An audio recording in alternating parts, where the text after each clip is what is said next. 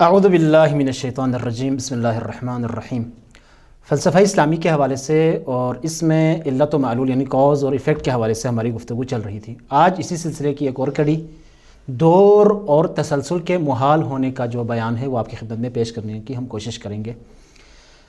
فلسفے میں کہا جاتا ہے کہ علتوں کے درمیان تسلسل بھی محال ہے اور دور بھی عقلی طور پر محال ہے، اور ان کو انشاءاللہ ہم عقلی بنیادوں پر آپ کے سامنے سب سے پہلے ان کی جو ڈیفینیشن ہے وہ بیان کریں گے، اور اس کے بعد ان کے محال ہونے کے اوپر، ناممکن اور امپاسبل ہونے کے اوپر انشاءاللہ دلیل قائم کریں گے۔ سب سے پہلے دور کے حوالے سے ہم گفتگو کرتے ہیں۔ دور جسے انگلش میں ویشیس سرکل کہا جاتا ہے، اگر آپ ڈکشنری میں دیکھیں تو جو لغوی معنی ہے اس کے مطابق دور اسے کہتے ہیں۔ دور یعنی وہی دائرے سے ہے، یعنی اس طرح سے کہ کوئی چیز دائرے کے اندر اس طرح سے سفر کرے کہ جہاں سے اس نے اپنے سفر کا آغاز کیا ہو، جو نقطۂ آغاز ہو، پلٹ کر وہیں تک واپس آ جائے اور اسی نقطے تک پہنچ جائے، تو اسے دور کہا جاتا ہے۔ اور فلسفے میں جب ہم کہتے ہیں کہ علتوں کے درمیان دور محال ہے تو وہاں مراد یہ ہے کہ ایک علت جو ہے وہ ایک معلول اس کی ایک علت ہو، اور اس کے بعد اس علت کی ایک اور علت ہو، اس طرح سے کہ مثلا بطور مثال اے اگر بی کے لیے علت ہو تو بی دوبارہ اے کے لیے علت بن جائے، اس طرح سے ایک سرکل بن جائے، یہ ناممکن ہے۔ یعنی دوسرے الفاظ میں ایک چیز کسی ایسی چیز پر متوقف ہو، ڈیپینڈنٹ ہو، کہ جو خود اس پہلے والی چیز پر ڈیپینڈنٹ ہے اور متوقف ہے۔ تو دوسرے الفاظ میں یا تیسرے الفاظ میں کہوں کہ ایک چیز اپنی علت کی علت بن جائے تو اسے فلسفی اصطلاح میں در حقیقت دور کہا جاتا ہے۔ مثلا اے نے بی کو وجود دیا، اور اگر بی دوبارہ اے کو وجود عطا کرے، یعنی بی جو ہے اے کی علت بن جائے، تو یہ دور بن جائے گا۔ البتہ اس کا سلسلہ لمبا بھی چل سکتا ہے۔ مثلا آپ یہاں پر یہ کہیں کہ اے نے بی کو وجود دیا، بی نے سی کو وجود دیا، پھر سی دوبارہ اے کو وجود دے دے۔ اسی طرح سے اگر مزید آپ بڑھانا چاہیں تو اس پورے سلسلے کو بڑھا سکتے ہیں کہ وہ جو شروع میں علت جسے ہم نے کہا ہے وہ دوبارہ معلول بن جائے انہی چیزوں کی جو اس کا در حقیقت اس کے معلولات ہیں، تو یہ عقلی طور پر ناممکن ہے۔ تو اس کے جو ہے ناممکن ہونے کے حوالے سے انشاءاللہ دلیل آپ کی خدمت میں پیش کریں گے۔ چونکہ دور کا نتیجہ یہ نکلتا ہے کہ اے اگر بی کے لیے علت ہے تو بی اے کا محتاج ہے، معلول اپنی علت کا محتاج ہوتا ہے۔ اب اگر ہم برعکس کریں اور کہیں کہ بی اے کے لیے علت ہے تو اے بی کا محتاج ہو جائے گا، برعکس ہو جائے گا، اور در حقیقت نتیجہ یہ نکلے گا اے بی کا محتاج، بی اے کا محتاج، اور نتیجہ یہ نکلے گا اے کا محتاج، یعنی ایک چیز خود اپنی طرف محتاج ہو جائے گا، جو کہ ایک واضح سی بات ہے۔ ایک بچے سے بھی اگر آپ یہ بات کریں گے تو وہ کہے گا کہ ایسا ہونا ناممکن ہے۔ اسی کو ہم ایک اور انداز میں اس طرح سے پیش کرتے ہیں، بیان کرتے ہیں۔ اے جب بی کے لیے علت ہے تب علت اور سبب ہونے کے ناطے اے کا وجود یعنی علت کا وجود بی سے یعنی معلول سے پہلے ہونا چاہیے۔ اب یہ بات کنفرم ہو گئی۔ اب جب ہم نے برعکس کیا اور کہا کہ بی اے کے لیے علت ہے تو معلول ہونے کے ناطے اے کا وجود بی کے بعد ہونا چاہیے۔ اب اسی میں آپ ایٹ اے ٹائم یہ کہہ رہے ہیں کہ اے کا وجود پہلے بھی ہونا چاہیے چونکہ وہ علت ہے، اور کہہ رہے ہیں کہ اے کا وجود بعد میں بھی ہونا چاہیے جبکہ وہ یعنی چونکہ وہ معلول ہے۔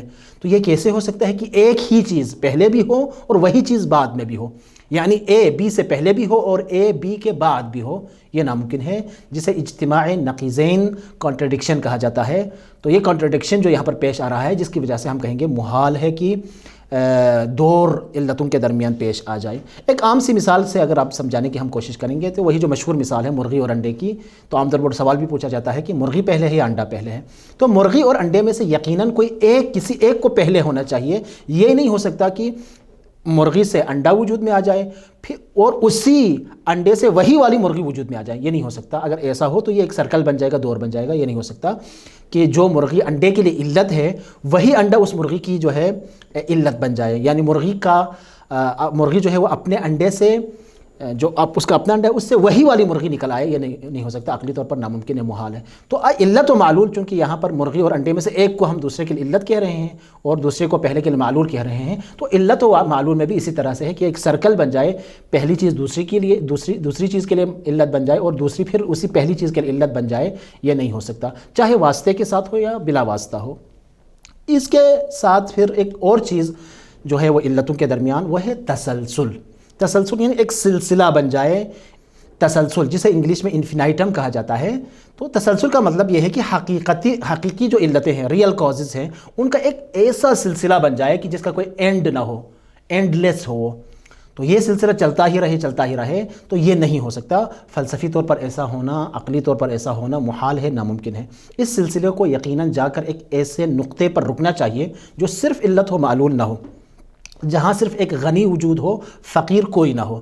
جبکہ معلول کی طرف اگر آپ دیکھیں گے تو جو معلول ہے وہ اپنی جگہ ہمیشہ فقر رکھتا ہے، احتیاج رکھتا ہے، وہ ڈیپینڈڈ ہے. بطور مثال صرف تسلسل کو سمجھانے کے لیے، اے اگر بی کی علت ہو، پھر بی سی کی علت ہو، سی ڈی کی علت ہو، اس طرح سے یہ سلسلہ چلتا رہے اور کہیں پر بھی یہ سلسلہ نہ رکے، ایسا ہو نہیں سکتا عقلی طور پر. اس کے محال ہونے کی وجہ یہ ہے کہ جو آپ نے یہ سلسلہ فرض کیا A B C D E F, آپ اینڈ تک، جہاں اینڈ نہیں ہے در حقیقت اس کا، آپ جہاں تک چاہیں اس کو لے کر جائیں، تو آپ نے ایک پورا ایسا سلسلہ فرض کیا کہ جس میں یہ تمام چیزیں معلول اور ایفیکٹ ہونے کے لحاظ سے آپس میں کامن اور مشترک ہیں.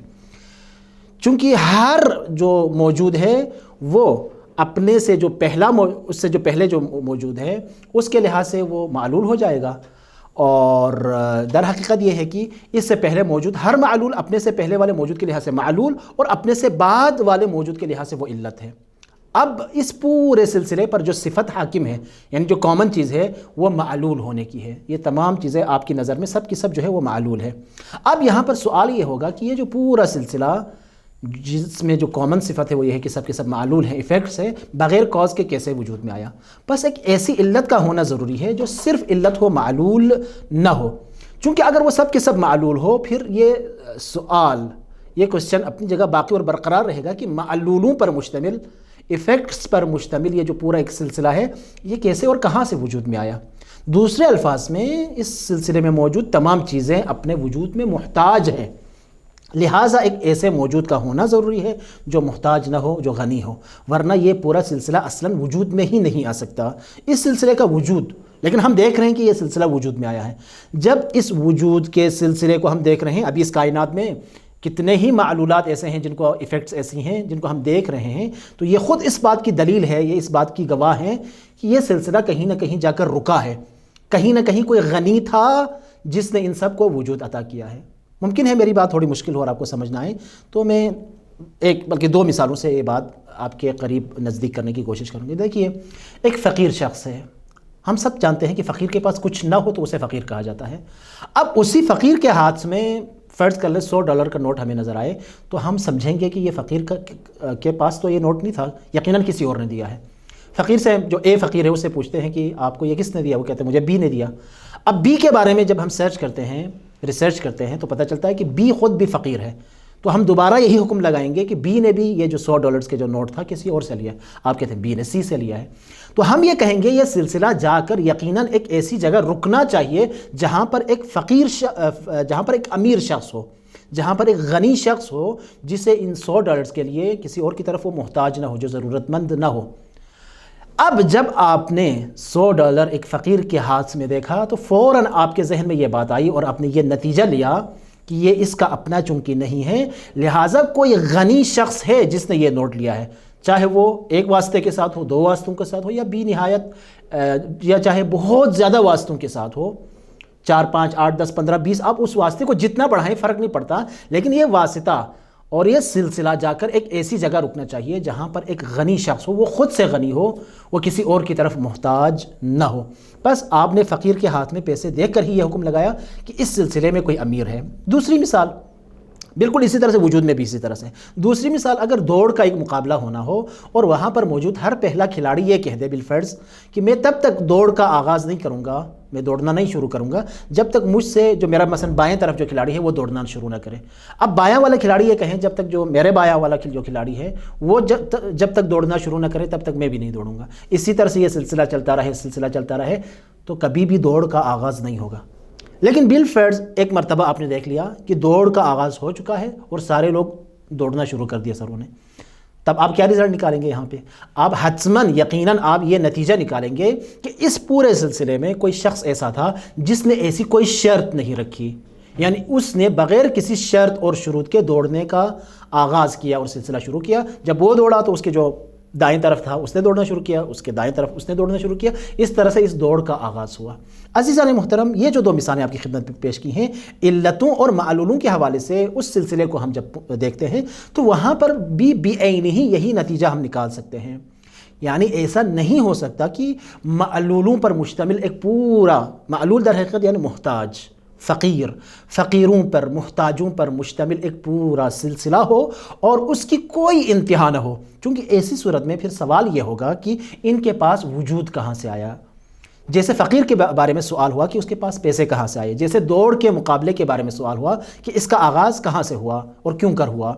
یہاں ایک علت ایسی ہونی چاہیے جو صرف علت ہو اور کسی اور کی طرف محتاج نہ ہو۔ کیوں؟ اگر وہ خود کسی اور کی طرف محتاج ہو تو یہی سوال کہ اس نے اپنا وجود کس سے لیا دوبارہ تکرار ہوگا، ورنہ پھر محتاج موجودات کا ایک ایسا سلسلہ وجود میں آئے گا جن کا احتیاج، جن کی ضرورت، جن کا فقر ختم کرنے والا کوئی نہ ہو۔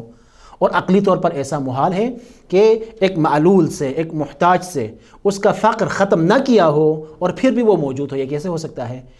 چونکہ وہ خود سے وجود میں نہیں آ سکتا تھا، چونکہ وہ ممکن الوجود تھا، وہ کانٹینجنٹ تھا، کانٹینجنٹ خود سے وجود میں نہیں آ سکتا، لہٰذا اسی کانٹینجنٹ سے ہم ایک نیسیسری بینگ تک پہنچ جاتے ہیں، اور اس نیسیسری بینگ کا ہونا خود اس بات کی دلیل ہے کہ یہ جو کانٹینجنٹس کا ایک پورا سلسلہ تھا یہ اینڈ پہ کہیں جا کر یہ رکا ہے، یہ سلسلہ کہیں جا کر رکا ہے۔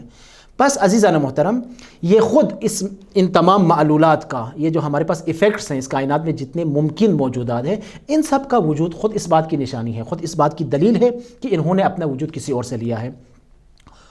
کس سے لیا ہے؟ ایک ایسی ذات سے لیا ہے جو اپنے وجود میں کسی اور کی طرف محتاج نہیں ہے، اور اس پر جا کر ان علتوں اور معلولوں کا سارا سلسلہ ختم ہو جاتا ہے۔ وہ جو اس سرے کے اینڈ پہ ہے، آخر میں ہے، اسی کو ہم علت العلل کہتے ہیں۔ وہ صرف علت ہے، معلول نہیں ہے۔ فلسفے کی زبان میں اسے واجب الوجود کہا جاتا ہے، اور دین کی زبان میں اسی کو خدا اور اللہ کہا جاتا ہے۔ لہٰذا عزیزان محترم، یہ جو دلیل ہے در حقیقت اس سے جہاں پر خدا کا وجود ثابت ہوتا ہے، وہیں پر اس تسلسل اور یہ جو ہمارے پاس انفینائٹم تھا، اس کے ختم ہونے اور اس کے ناممکن ہونے کے اوپر بھی یہی بات در حقیقت دلیل بن جاتی ہے۔ انشاءاللہ اس سلسلے کو آگے بڑھائیں گے، اور فلسفے کے جو دیگر موضوعات ہیں ان کے حوالے سے آپ سے ہماری گفتگو کا یہ سلسلہ انشاءاللہ چلتا رہے گا۔ وصلی اللہ علی سیدنا محمد و آلہ الطاہرین۔